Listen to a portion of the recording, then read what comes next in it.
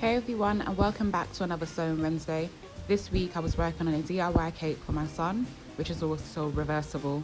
So if you would like to learn how to make it, continue watching.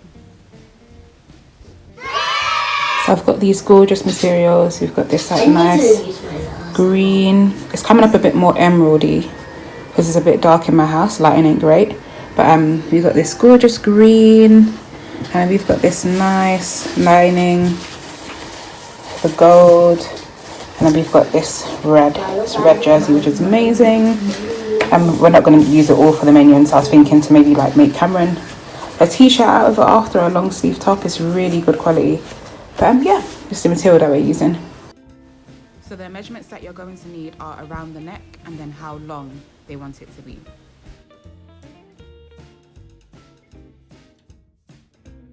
So with the neck measurement, I went over to the Circle Skirt Calculator website, and I'll link it in the description box below.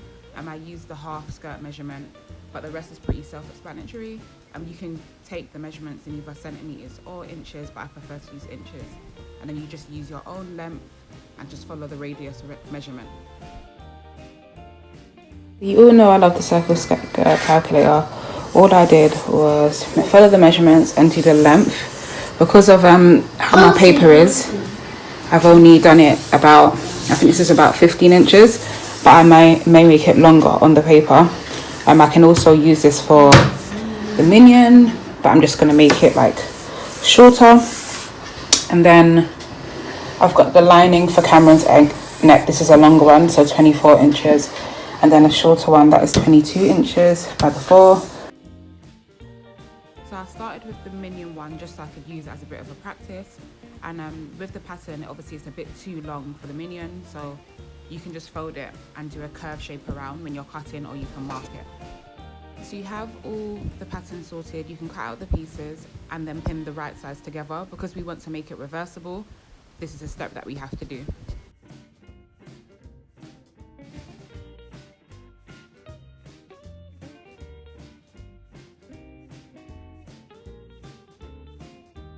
So once you've pinned it all in place, we're just going to do a straight stitch, or you can use an overlocker down the sides and along the bottom, leaving the neck section open.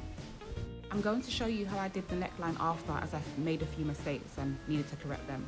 But once you've done the straight stitch or you've overlocked around, we're just going to get ready to turn it around. If you have used a straight stitch, you may need to cut around the sides just to make it a little more neat and leveled, so when we turn it around, there's not like big bulges around.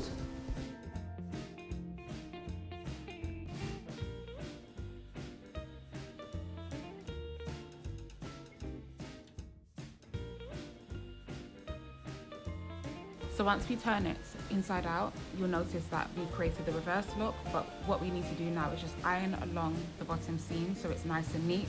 Another step you can do, which is optional, is you can pin it along the sides and the bottom, iron again, and then do a top stitch. This just makes it stay in place a bit more, and just makes it seem like a bit stronger, and like, I guess it won't puff out.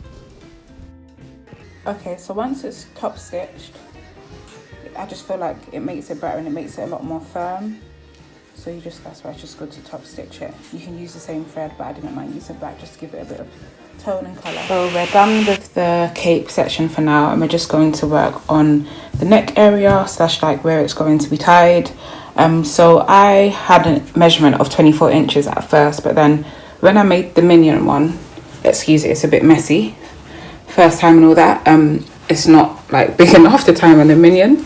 So I'm gonna have to add more, but I just wanted to get Cameron's one done. So I made his about 2 times.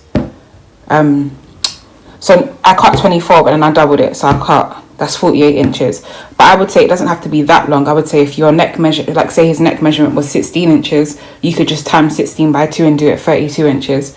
So there's enough for like the cape to take up like about half of it from the middle, like so half each side, and then to have like some inches left to tie around their neck in a safe way, so it's not too long but not too short where it could possibly choke them.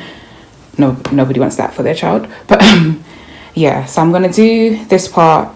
So we're just going to sew along the top and down the sides and leave this part open, because once we fold it over. We're going to place the cape inside so it can be reversible and you don't see the end of the stitch. So once it's inside, it'll be folded like that and stitched over, but we'll deal with that part when we get there.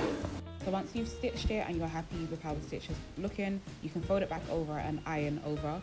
You can use the top stitch method again along the top where we stitched before, but you don't really have to. I've just pinned it to keep it all like neat and in place. And then we are going to tuck in about 1/2 inch of each side of the collar where it's open, and then pin it along. We are going to insert the cape in the middle, so I would say pin, like measure where your cape fits in, pin the sides, and then just do a straight stitch to close those sides before inserting the cape. It just makes it easier, and I didn't do this with the Minion one, which is why I had trouble with it. But yes, that middle section is where I'm leaving open, and I'm just pinning and doing a straight stitch along the sides. As you can see here, I've now inserted the cape, but the sides have already been stitched, so it's just easier to just like slot it in place. It can be a bit fiddly though, so just take your time. So once you've done that straight stitch, you are done. You can iron over it to keep everything in place, but you are pretty much finished now. I love this piece. I like that it can be worn in many different ways, and even just as a throwover in whatever material you or your children decide to wear. But it was cool to make. But as usual, thank you so much for watching. I really appreciate it. And if you did enjoy this video, please like, subscribe and share. See you next week.